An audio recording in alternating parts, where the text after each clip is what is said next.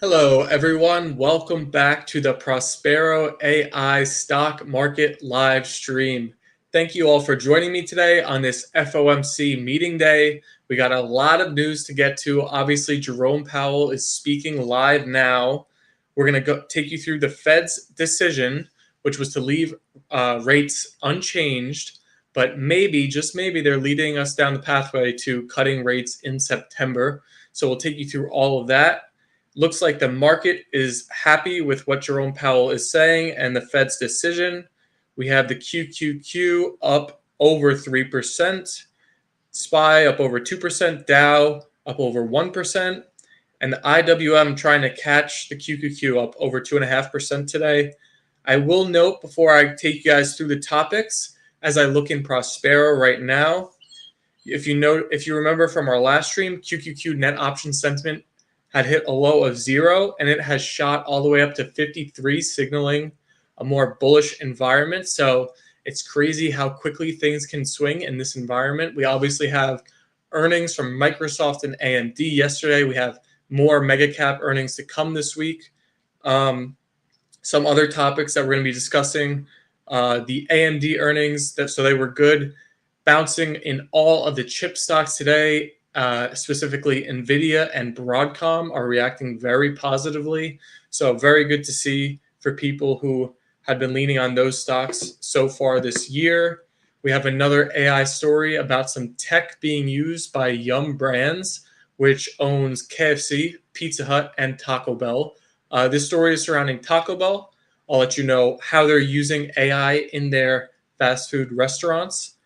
Then we have Starbucks, which gave earnings yesterday.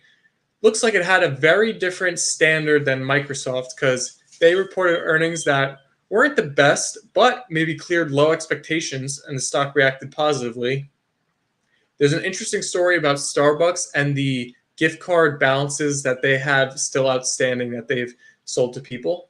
So we'll take you through that and Starbucks stock. Then we have a story about Netflix, which just raised debt, had a debt offering of $1.8 billion. $1 billion of it will be due in 2034, and $800 million of it will be due in 2054. So they have a long time to go, but we'll talk about what that means for Netflix stock, and even in the broader sense, what it means for companies when they are having debt offerings done and trying to raise some money. And then lastly, before we take you guys over to the model portfolio update, we're going to be talking about a bit more of a funny story where Russia is fining Google and TikTok. I'll tell you the amounts that they fine them, and maybe if Google and TikTok are even going to pay them. I'm sorry if you guys can hear in the background. I'm in a different location today, so I am at home actually, and my dogs are chirping in the background. So if you can hear that, I apologize. But when George gets in here, I'll be muting myself when I'm not speaking, so should be no problem. Let's take a live look at the Prospero. Perfect timing, George. I just want to update everybody on, we already gave the QQQ net option sentiment number. You've probably already seen this, George, obviously, over 50, which is good to see. I know, quite. That's the biggest swing I've ever seen. Yeah. But we'll talk about what I think is going on there. Yeah, really, really interesting stuff. But I want to take a look at SPY as well, which was holding up better than the QQQ, even when the QQQ was dropping. So I'd imagine it's at 55 now. So what is it? And the QQQ is at 53. So almost a complete narrowing of the gap between the SPY and the QQQ difference in net option sentiment. It's crazy to see the QQQ swing that much. Obviously, we have earnings this week, so that'll do it probably. And the Fed's speaking today. Let's see if the markets are still looking good. Yep. So they're liking what Jerome Powell is saying. So, George, obviously, I don't know where we want to begin. I guess the Fed meeting is a good place to start, and then maybe we'll get into some of the earnings that we've seen so far after that. But it seems like today's story is the FOMC meeting where they left rates unchanged, which was expected by the markets. But then there were some slight wording changes in their statement, which may have opened the door to a rate cut in September, which the market was also expecting going into the meeting. So no surprises there. And then when Jerome Powell started speaking, it seems like he's really emphasizing the risks that the Fed has to weigh and how inflation is no longer like the only risk that the Fed is tackling, and they have to manage unemployment. So it seems like the tides are shifting in the FOMC. Yeah, I mean, it's a pretty interesting thing, I think, that, we saw these big bets coming in at, you know, on the QQQ net option sentiment. And that shift is big. And that tells me, I mean, we often hypothesize about these things, but QQQ net option sentiment at zero, I've never seen it at zero before. I've only ever seen SPY net option sentiment at zero. And that told me that basically what we were looking at was people hedging the market with QQQ instead of traditionally with SPY, like all of their nervousness around, earnings or, Trump potentially saying something again, especially because I think that so directly hurt big tech when he said something. I think, that's kind of the behavior that we were witnessing. And I think that the theory was supported when we saw that kind of go from 0 to 50 in one day. To me, that doesn't happen unless you have, short-term hedges being removed and removed quickly. Otherwise, it would be a more gradual change. If they really kind of believed in the bets against the QQQ, you don't liquidate them that quickly. You only liquidate things that quickly and suddenly if it's a hedge. So I think, we said that. We said that in our Sunday newsletter. That theory was clearly supported. So, it's always good when you can kind of, that gave me kind of more confidence, this morning and even going into this morning. I could have taken some bigger bets on tech, but the market has swung so much. And also like a lot of our Datadog, one of our tech shorts, was doing pretty well. ENV, EVTC, those were a lot of our tech shorts, and they were still kind of in the red. So we didn't really feel like we needed to take them off, and we were still getting, kind of the green on our longs. But, certainly someone that saw QQQ net option sentiment swing that much and make big bets this morning would have probably been pretty happy with that. But given how rocky the market has been, I think that was, a big thing. And yeah, I think we can talk about, kind of earnings, but that's another thing we talk about a lot. And we always kind of say that like how the market responded to good earnings for the chip makers. We didn't know, but we definitely had confidence that chips would continue to do well. And we had that because they kept on beating earnings and raising expectations. So they continued to do that. But what we saw was a break from, some other earnings reports. I think we really saw a positive reaction. And you see like Broadcom and Nvidia go up a lot more than AMD. And, to me, that tells you more than anything that people were concerned, and that concern was kind of being displayed in a lot of different ways in the market. But ultimately that did get, a lot of that concern was removed by AMD. And there's the big thing that I think people should really take to heart in terms of like an AI bubble is that, maybe someone like Microsoft can underreport, in cloud. But, the bottom line is there's a big difference between chip orders and AI products being monetized, right? And whether or not how well AI products are being monetized doesn't change the fact that chip orders have been going through the roof, guidance keep getting raised. And I do think that's a big difference that people have to understand and identify.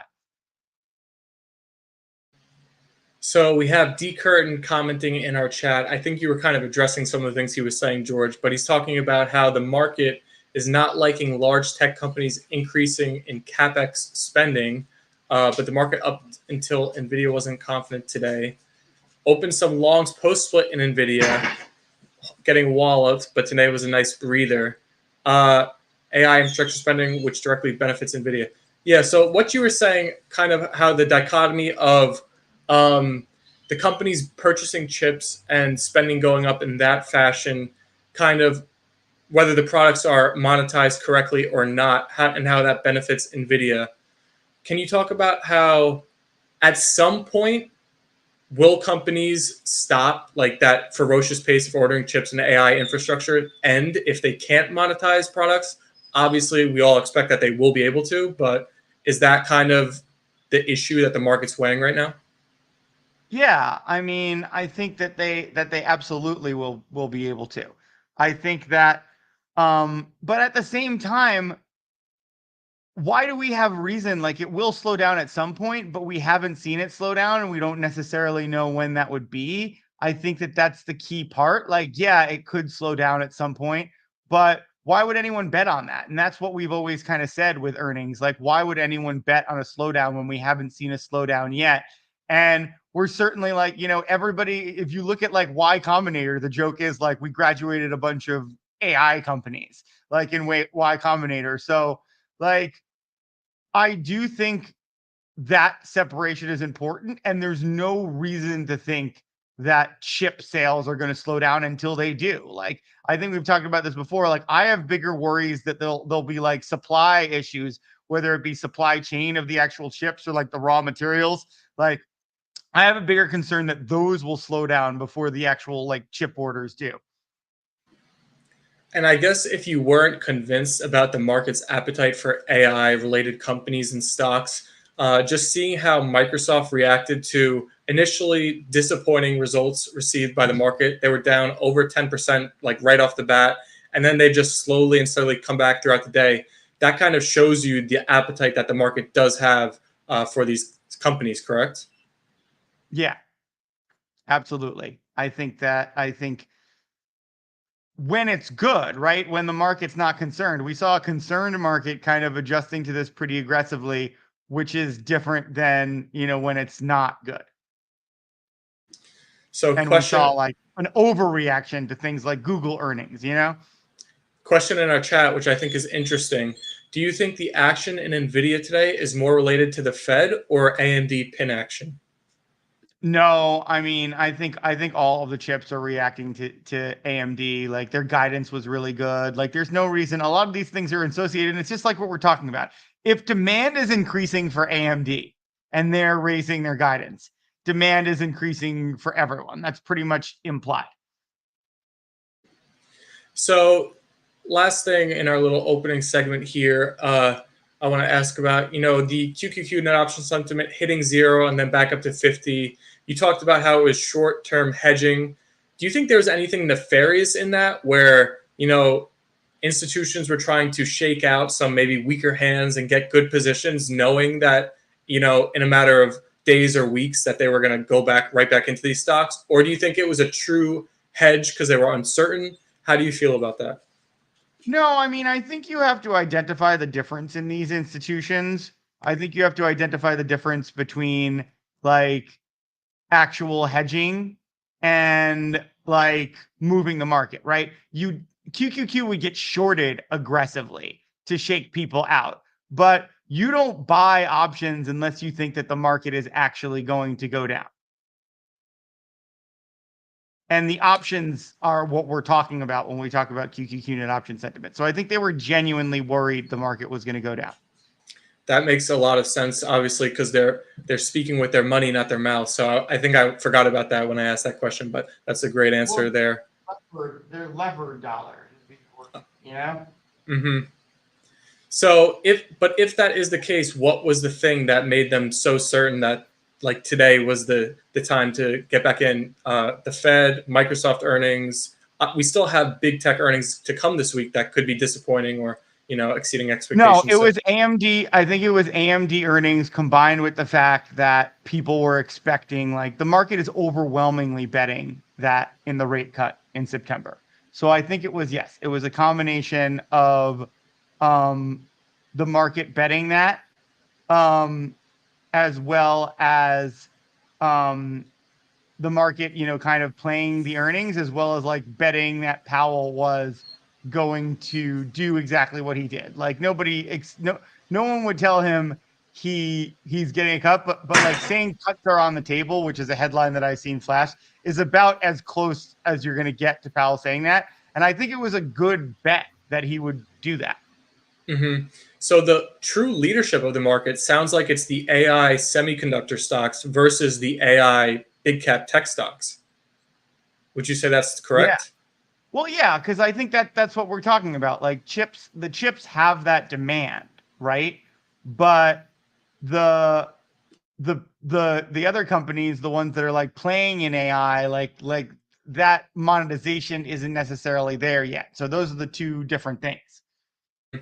So it's I the mean, picks the and cloud, shovels. I mean, there is the sense of like, cloud is kind of aligned with AI, that's where like the chips are going. But an argument could be made like Nvidia has, Nvidia's got his own cloud environments now. And I think that like, you know, maybe that's a case of like, cloud expanding on the whole, but Microsoft not necessarily getting the share of that people want, and that would scare people. I think it is kind of funny that AMD is the reason, I guess, that a lot of these stocks are rallying, and they reacted positively, but have kind of given a little bit back, while all the other stocks are the ones that are actually showing and gaining the most off of it, which is kind of funny. It shows you which stocks the market really likes versus kind of maybe AMD is like on the second or third like appetite of the investors in the market. I think you mentioned Broadcom and Nvidia seem to be the two really that have reacted the strongest today. Yeah, and I mean, I just think that's just because those are the safest. Um, those are kind of viewed as the safest chip plays. So like people are going to get most excited about them, especially like finding a bottom. So, with all of the AI going on in the market today, reacting to AMD, I thought this was an interesting story, and it kind of continues down the road of the products that we need to see monetized from companies within the AI landscape. So, Yum Brands, which owns KFC, Pizza Hut, and Taco Bell, has a plan to implement hundreds of AI drive-throughs in their Taco Bells by the end of this year, uh, which is kind of, there's multiple different aspects of the story where it kind of shows you the job impacts that people have worried about from the effects of AI within the economy, but then also the cost efficiencies within businesses that can utilize the AI for products. So, do you think in the fast food landscape, Yum Brands, can the AI impacts really help them? I don't know, have better margins, have more efficient businesses over the long run, and then also the job impacts. Can we hit on both of those notes? Oh yeah, I mean it'll definitely like that's why people will, adopt these things. They'll get better margins. Um but I think ultimately, the job impact is what's going to be interesting. And it's not necessarily and how our economy is set up is it's not necessarily going to hurt companies, right? They'll get the margin improvements. Like, it's kind of something that the government is going to have to address eventually if there's tons of job loss and we're heading that way and there doesn't look like there's any solutions. So I'd say this is like the first scary marker, but it might be a good investment in Yum Brands to like get in on the ground floor of people that can kind of get those savings. And the thing is, just so people know about like the timing of that, like who knows when the timing shows up in the prices, but the timing of that is basically like there's capital costs that are going to be like to roll out robotic systems or whatever. But, obviously after that happens, the savings are going to be huge and the margins are, the margin of the business is going to go up. Well, I would like to push back slightly on the point you said where like it's or maybe just dive deeper into this point of where it's going to only boost the businesses and you were talking about how people are going to be the ones affected by the job loss, but I would argue that at some point if people don't have jobs and don't have like their normal income or if it affects that at all and they're not able to pay for the services or products that they once had. So isn't there like a balance that's going to need to be found out over time within the economy? And that implementing this AI taking jobs will actually maybe hurt spending from consumers if they're losing jobs. Is that a balance that could be difficult to find, you think? Yeah, I mean it could, but they're not necessarily connected, right? Like there are things that in terms of like adjusting, like, it's a supply and demand issue, right? it's possible that other restaurants will close and only the cheap, like, in a case where people have less money to spend, I'm not sure it's like the fast food that people cut. That's probably like the safest thing in terms of spending. So that's a big supply and demand question in terms of like jobs and everything. But yeah, I'm not really all that sure. Um, like there's a lot of unknowns there in order to see. Definitely. The catch up trade of the small cap stocks that we were seeing before the pullback of the market, do you think that has legs to resume? Or do you think the mega cap stocks and the AI semiconductor stocks are going to provide us with the leadership in the next leg higher if we are beginning it? Are you still I interested think in small caps? IWM is up less than SPY and QQQ today. But, you know, in terms of like the breadth question, I think that's a really hard one. I think that's a really hard one to answer. Um, because for me, I was, I had a lot of questions about um I had a lot of questions about, you know, how much big tech was going to continue to get and like these earnings like reports. And I think basically what happened was more dollars were going to the, rotating to these smaller cap stocks when people got more and more concerned about chips. But like if chips post amazing earnings again, are people, really going to keep putting money into those smaller cap stocks? Or are they going to put them into the chip stocks? Like personally, I think we might start seeing a lot of flow going back to the chip stocks. Man, the small cap stocks can just never get any love from the market. Even with the if the Fed does actually take the step and cut rates in September, is that the signal or there's just no signal for small cap? Um, I mean, it could be, but like I'm saying, like if earnings are really good, um, for especially the chips, we might have the same like thing that's been happening all year. That's the pattern. We say you go with the pattern you see, and that's kind of the pattern we saw. I guess they're really a victim of the certainty of the growth and earning potential that the AI and mega cap tech stocks have, and that's not going to go away anytime soon. I'm thinking so. Uh, it's tough to see a scenario where I guess they do have a sustained leadership because, like you said before, why would you put your money in them when there's so many good options that are like such a better certainty? So, yeah, thinking about it more, I guess it is going to be really tough for those stocks to catch a real like footing long term. All right. Uh, Starbucks reported yesterday. I always find it interesting the bar that investors in the market have differently set for different stocks. So they reported a disappointing quarter, but the bar was so low that the stock reacted positively. But I was reading about Starbucks today, and I thought this story was so interesting about how they have over $1.7 billion of unredeemed gift cards. And it's something that I really had never thought about before. But I wonder if businesses strategize to try and get people to buy gift cards because they were saying that a lot of them will never actually get used. So it's kind of like free money for the businesses. Have you ever thought about that for, or is this a new one on your radar too? I mean, it's not something that you really like that you really forecast, but like any business that like I think Target pushes gift cards a lot.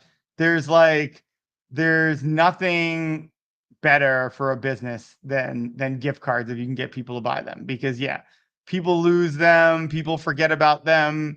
A lot of people like partial spend them, because they won't know how much is on one, especially if you give them multiple ones. And like, yeah, if you're putting a lot of money on a gift card, I think sometimes they max out one, so you'll have multiple ones. The whole game is to confuse you and get money. And yeah, it's kind of like a lazy thing to buy someone a gift card. I mean, and you're also kind of saying that you don't trust them, because if you get someone a gift card, you're basically being like, well, I don't know where you're going to put this money, so I'm just going to get it so I know that you buy Starbucks instead of giving you cash and getting you something that like like I think gift cards are a meaner gift than than a lot of other gifts. Even something useless that I don't want, I'd almost rather get than a gift card because at least there's some effort there. Like a gift card is like no effort without giving you the flexibility of cash. It's a very annoying gift, but very good for the companies. That's the one rule at my family's Christmas gift exchange: no gift cards. So I think we're all with you on that. Just hitting on the note one more time on the Starbucks versus Microsoft earnings reactions and the different bar and expectations of the market. For the companies that haven't reported yet, sorry, my dogs are near me today. Um, Apple, I think, and Amazon are left this week. Uh, are they going to have a high bar like Microsoft did, or could we see them kind of not raise guidance or just report earnings that are near or slightly below expectations and not react so negatively, or are they going to have a high standard to uphold as well? I think the mood of the market is very important. And until something like changes the mood of the market, watch out for something that Trump says maybe because everything's going really well. Um, until the mood of the market changes, like I see people having more positive reactions. But I mean, I think of that about that more for Amazon than Apple. I think people are really starting to get concerned about Apple. And if you see them miss, I think it could be very bad for prices for them. But also if they have good tangible, thinking on how like Gen AI, like what kind of revenues they can see from it, what their deal with Microsoft is, like what the rollout's looking at, that could cover for some of it. But I expect more optimism and more of this like favorable looking at Amazon than Apple. But Meta is going to be very interesting because we kind of have all these good feelings in the market, and they definitely have a different ad business than Google. But the ad companies that have reported, have disappointed a little. And Amazon obviously has ads too. But yeah, I'm definitely going to be on the lookout for that. So, speaking about the worries from Apple, made me think about how in the Starbucks report yesterday, they mentioned that their China sales were down 14% year over year. Do you think there's any correlation that could be drawn to Apple and their China business from that, or are they different enough where we could see Apple still maintaining some growth there, or just not as bad deceleration? I mean, I think I'm concerned about like we anyone in China. I think is definitely a concern. I mean, their economy, like I've definitely seen PDD. Even the companies that are there, like really going down in that option sentiment. So I think there's definitely concerns around China, and not only could a miss there like really hurt things, but I think we could start kind of watch out for Chinese stocks if we can continue to see softening um, in reports, even from a company like Apple. Oh my gosh, more weakness in Chinese stocks. I feel like they've had weakness for like 5 years now. So if you're a long-term holder in a Chinese company, hearing that, that's not good to hear. what's Yeah. what's the major issue with China's economy right now? Can you put a point on it? Like we always talk about, obviously the USA's seems to be handling the inflation pressures and COVID and all the things that have been thrown at it quite well. Is it the government? Is it policies? Is there anything else to point to? I Can we not I point to think it's anything? like the problem with looking at China is it's so difficult to like know what kind of real information you're getting, like the way it's like leaked out. Like we can definitely like, we definitely know there's problems in the real estate industry, like because those are bubbling up. We definitely know there's some spending issues. But it's very hard to know the extent of those because we know that the government, you know, covers things up and we know that they release what you want. So it's like it's hard to comment. Like I definitely think that seeing some of the consumer spending issues there, those are real and those could be related to the real estate problems, but really hard to know. So, Netflix did something for the first time in 4 years. So I thought it was fairly notable and that we should bring it up on the stream. So they raised $1.8 billion in a debt offering. 1 billion of it in senior notes at 4.9% will be due in 2034. 800 million of it was at 5.4% of senior notes due in 2054. I feel like I've seen stories like this uh, in the news before, and it hurts the stocks, and people react bearishly to them. But it didn't affect Netflix at all today. they're a much bigger company, so maybe 1.8 billion doesn't really change much for them. Can you talk about what a debt offering means for a stock or a company, and if it's bullish or bearish necessarily, or if it's independent and it's case to case? No, companies always need to finance new projects. I mean, some companies just want to hide like the debt is like tax deductible. So like having a certain amount financing your company with a certain amount of debt versus equity financing is smart. Every company does it and there's nothing wrong with it. Now, the one thing worth saying is that um I think a retail driven company like Netflix, I think with all of like the meme stock and everything, like retail has become very scared of dilution. When the funny thing is, dilution is only really bad for a short squeeze. But I've seen companies react like negatively to dilution just like on the whole. So I wouldn't be surprised. Like interest rates are pretty high. Debt financing is not necessarily preferable versus equity. But nonetheless, I think like a company like Netflix says like, hey, like we do need to bring some more funding in. Like, do we really want to risk, upsetting the retail army by doing an equity finance? Probably not. Um, that's the only thing that makes sense. I mean, generally, like debt financings, happen a lot more than equity financings in lower interest rate environments, but interest rates are pretty high right now and we do expect them to be coming down. So, kind of a weird time to be doing a debt financing, but that's the only thing to me that they don't want to like scare retail investors. That's the only thing that makes sense. That is such a good point of the interest rates being high and a weird time to do it.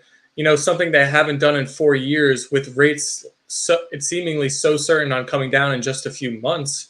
Why wouldn't they wait 6 months to do this? Is there any kind of stress that we could kind of think about, or no? I mean, I don't know what I mean, Netflix market cap is off the top of my head, but 1.8 billion is like probably less than you'd one have to percent of it. yeah, you'd have to hear, we'd have to hear what they said. But I don't really know. Like, I imagine it's for some project. Like, I imagine they're not just grabbing cash to sit on it. So that's something that we'd have to find out in their conference call or whatever. Mhm.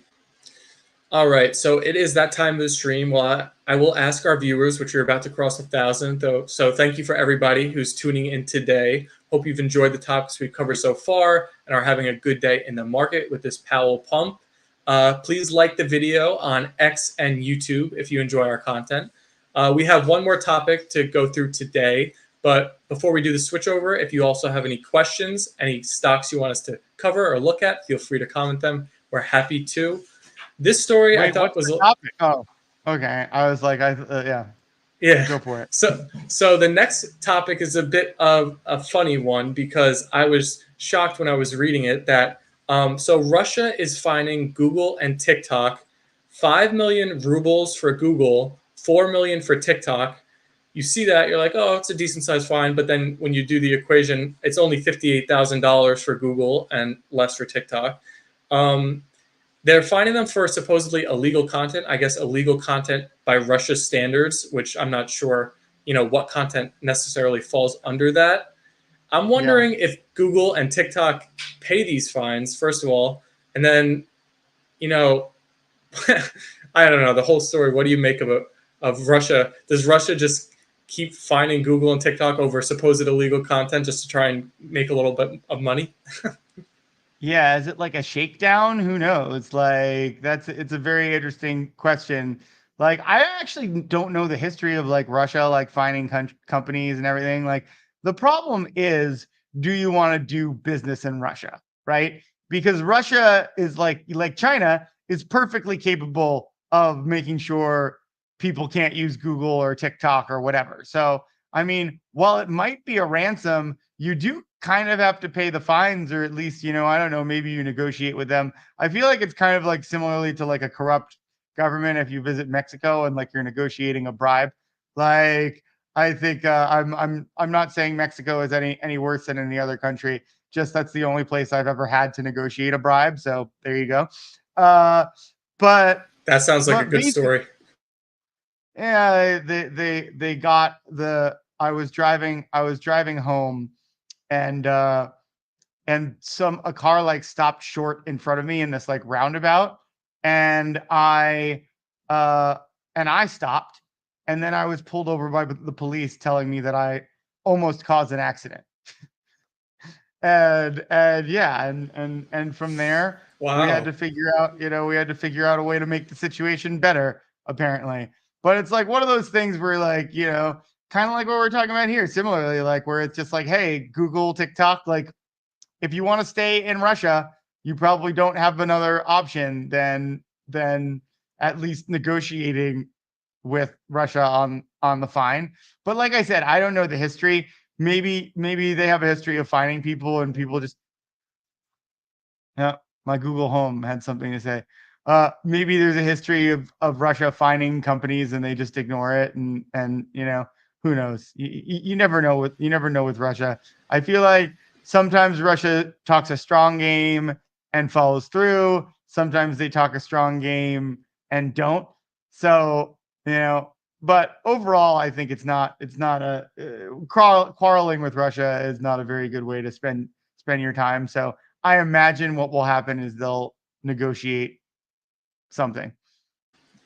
$58,000 for Google, and even for Russia, that's nothing. I feel like Russia's got to up their ante if they really want to find Google. Like $58,000, what does that even do for Russia?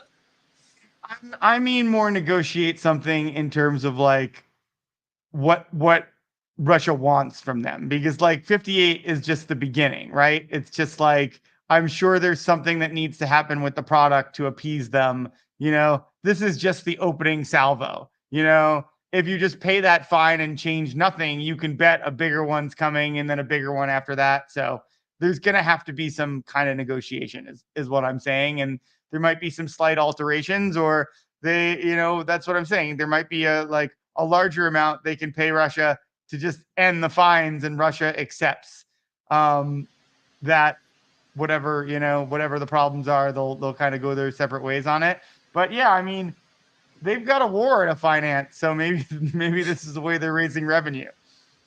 So as we've been streaming, it's been interesting. The QQQ is holding up the best of all the indexes, but the Dow and the IWM are kind of giving back all the gains they got from Powell, essentially. SPY, I guess, is the second best after the QQQ, but I don't know if he said anything in that closing remarks of his statement that would cause this, or if the market is just digesting everything that's happened. It could be a sell on the news. QQQ is like definitely holding up better. It's near where I was, like, Bitcoin is going down, which, like, I now watch, unfortunately. um yeah, I mean, let's look at QQQ net option sentiment. Why are you watching Bitcoin? Are you considering playing it for, No, the I immediate still have future? coin and CLSK. Oh, I mean, I'm gonna have to get out.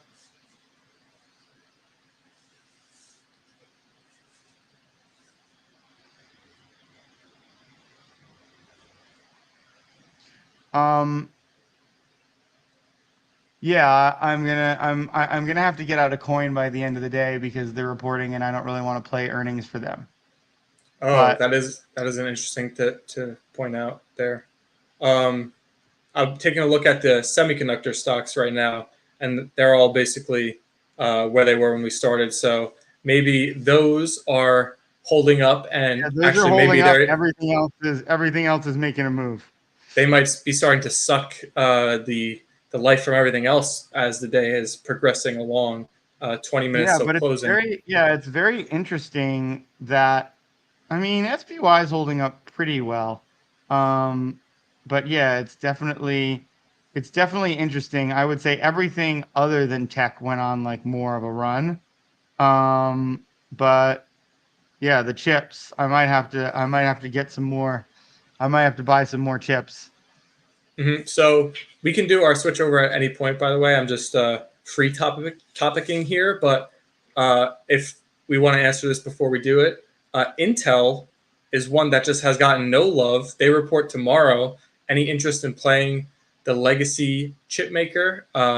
or no? I mean, Intel has been doing pretty well. I've been seeing it go well in the chip stocks, but like, yeah, I mean, let's see. I mean, it's still only 62 upside and 55 downside, so that's kind of a case of like me preferring other alternatives.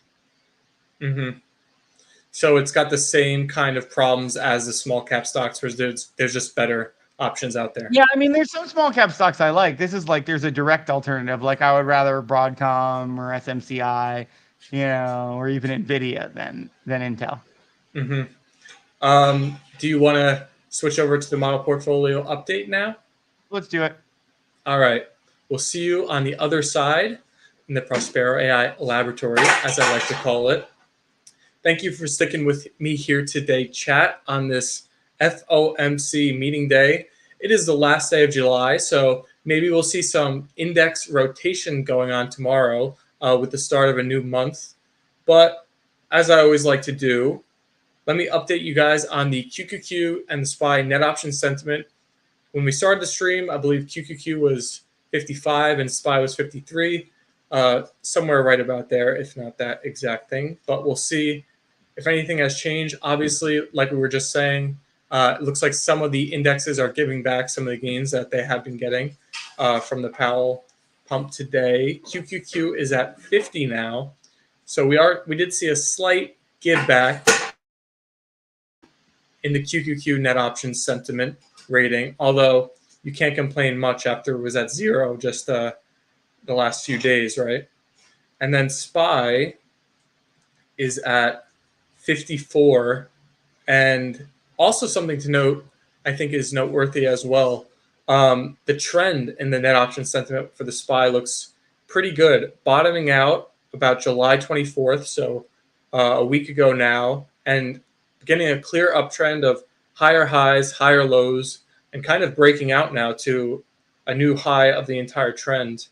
So that's looking really good. I didn't really notice the QQQ trend. The QQQ is actually looks very different. So it bottomed just yesterday, and then there's a big spike up in it all the way up to 50. So I don't know how sustainable that is, or if we're going to see that kind of give back a bit. Something I'll definitely note when George joins back in. Um, what we're going to be doing now, if you're a first-time viewer, I see we have over 1,100 people that have joined the stream today, so thank you all. We're going to be doing the model portfolio update. So we'll take you live through the moves that we're doing in the Prospero portfolio and how the stocks are looking to end this day, Wednesday, July 31st. George, one thing I will note to you, I will pose to you, when I was looking at the QQQ and SPY and option sentiment, the trends are very different, where the SPY bottomed out July 24th and has a very clear uptrend and good looking uptrend. And the QQQ bottomed yesterday and is almost like a straight line up. Do you think that's significant, how the trends look different in those? Yeah, I mean, if we're talking about like the hedging involved in one, it's like it's a bit of a different animal. But yeah, it's. I mean, I think it makes it tough in looking at like QQQ as the hedge, where that's normally SPY. It makes it a little harder to like know exactly what's going on. But I think we have to like keep monitoring them to really know. Okay, so what did you say? You said QQQ was at QQQ is 50 and SPY is 54.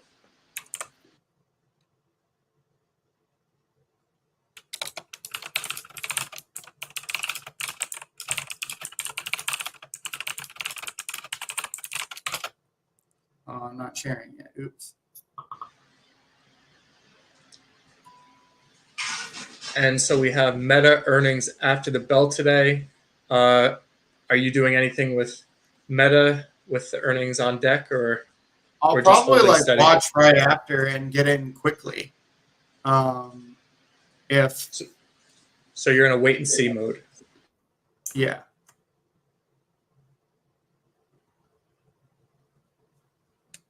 Wow, look, it's the reverse of yesterday.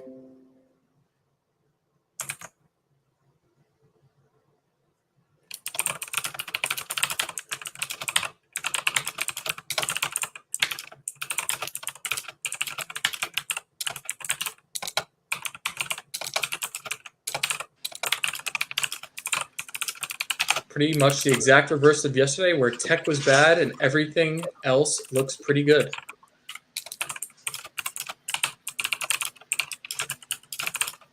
We won't overreact, but definitely will add more tech exposure.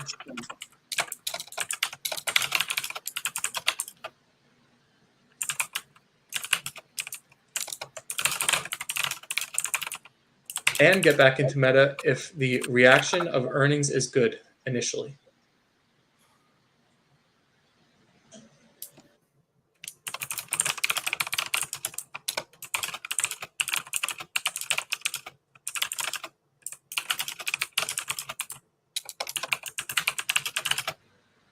Not really looking for new shorts, but we'll take a quick look at financials and consumer defensive.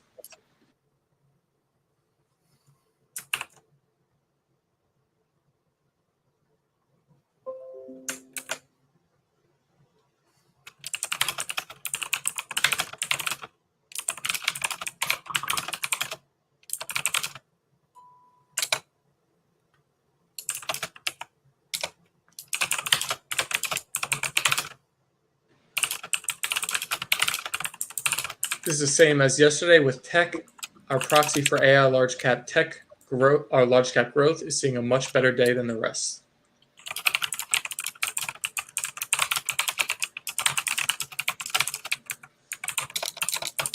Just in line with our strategy, we will respond but not overreact to this.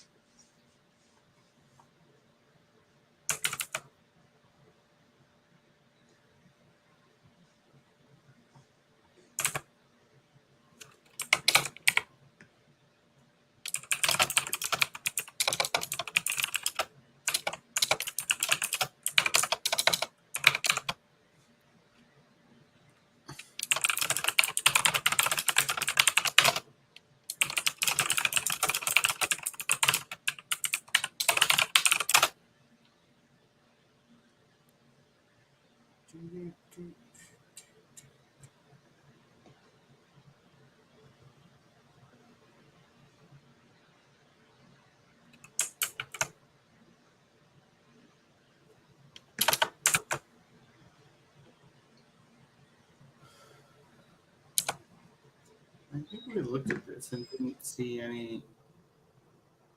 Can you tell me what's going on with SRPT's mid option sentiment trend?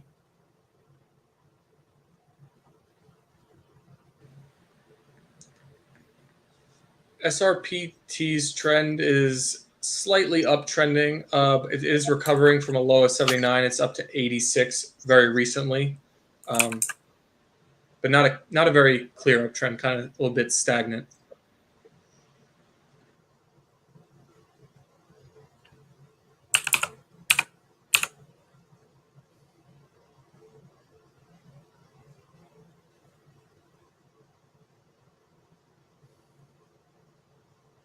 How are we doing on those? Let me know if they're wins or losses.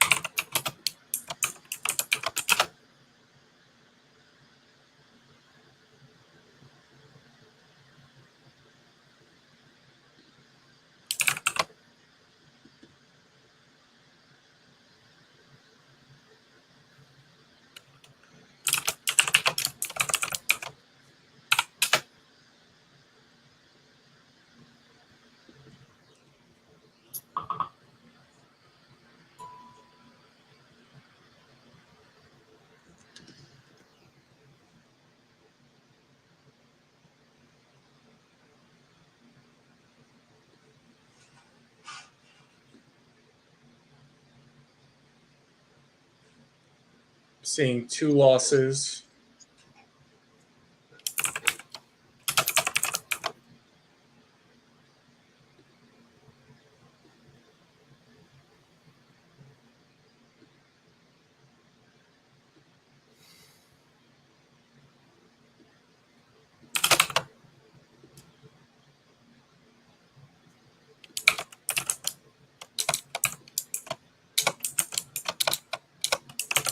I'm just getting out of one.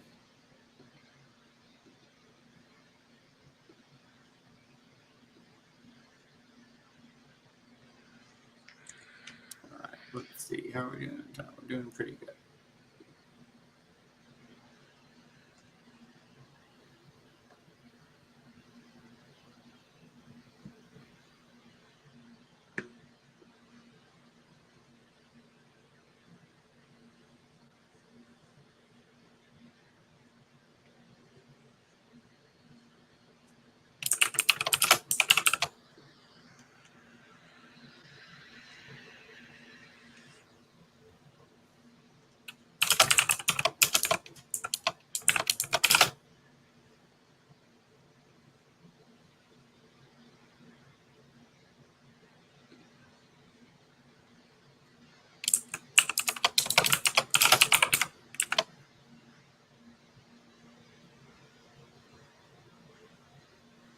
Can you talk to me about the trend on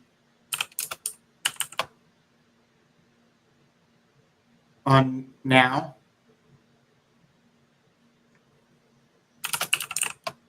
Now, trend looking really good at the highs of the trend at 89, higher lows, clear uptrend. Got some comments in our chat. D. Curtin thanking us for the stream. You're welcome. He's got to run. Thanks for tuning in. Chris, ever think of using net option sentiment as a buy signal by the dip? I believe we do that quite often. Yeah, definitely.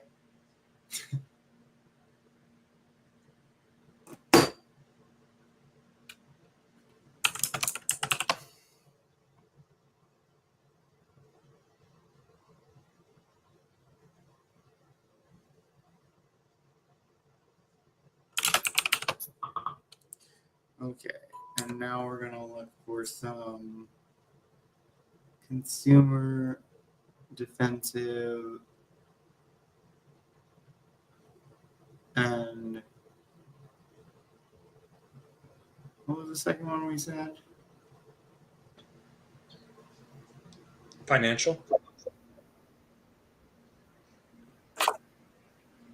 We already have that. We already have that.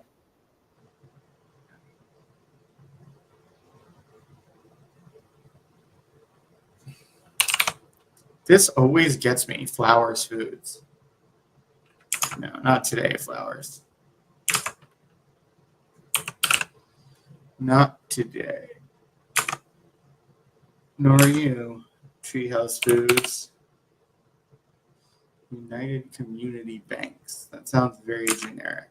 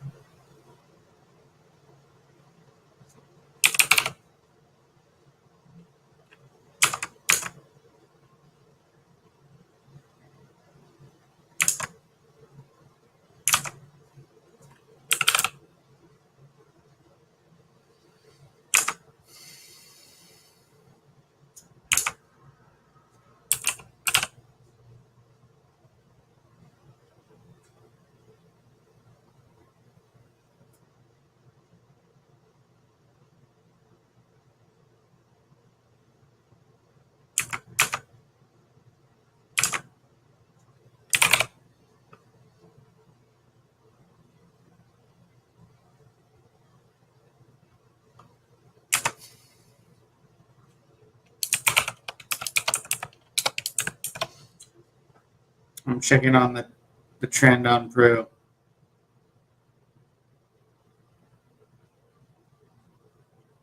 Okay, all right, we like Brew. All right, I think we're good to go. Ooh, I'm gonna get this out at 355. No, I think it's nicer to do it for.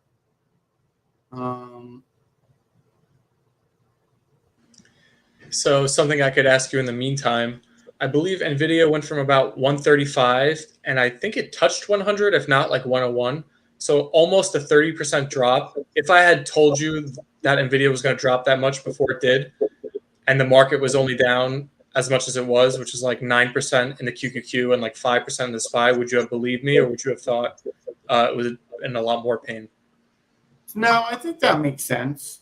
I think there was always gonna be a correction that happened, but timing the correction is very tough, and we didn't really try to do that. Mm-hmm. All right, I am looking at all of these. All of these look good. The shorts, I did close UVTC and Tesla. I closed some new ones. So, I think I want to take.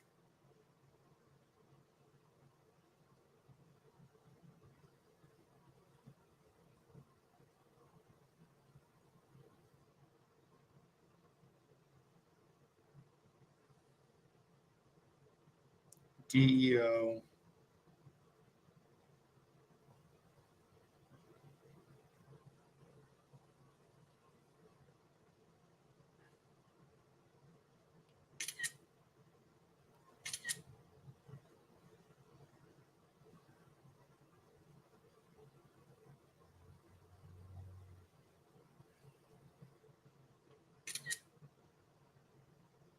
I think I'm taking DEO and Pru as shorts. And I want some new longs.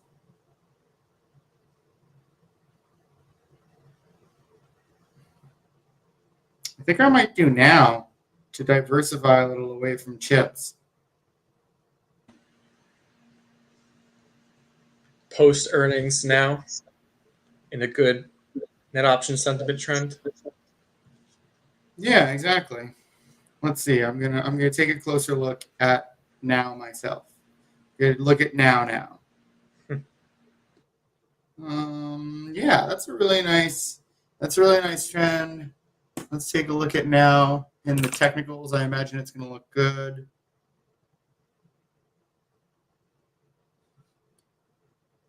Ooh, I really like that 1 hour. All right, we're doing it. We're committing to now.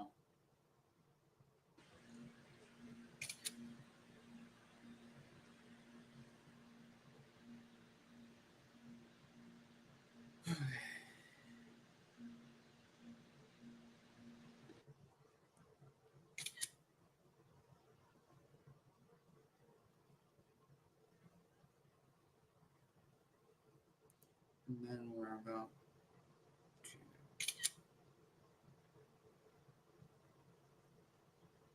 It's annoying.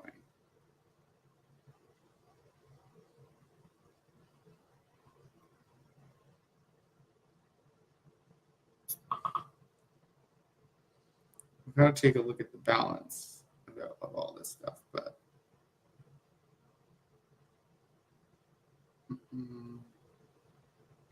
wow, some things really went south, especially Bitcoin. Oh boy, after all of that gain,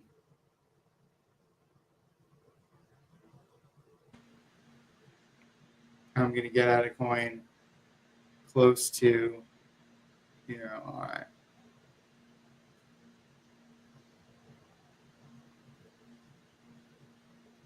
I saw after that the weekend's events, the U.S. government, I don't know which department or who does it, but they moved like $2 billion worth of that Bitcoin reserve they were talking about. So kind of a direct retaliation to what happened over the weekend. So maybe that's why we're seeing some of the weakness.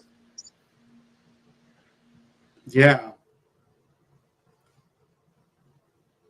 Our last coin after all of that. We're gonna hold on to CLSK because it's still showing more strength. But I gotta press send on this.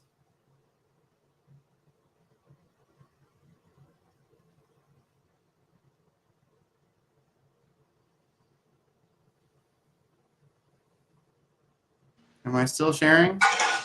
No, it is just me. All right. I think I think we're out of here. Yep, we are out of here. All eyes go to Mark Zuckerberg. Can he deliver for the Meta shareholders? We will see. And we'll see everybody back here on Monday. All right. Bye for now.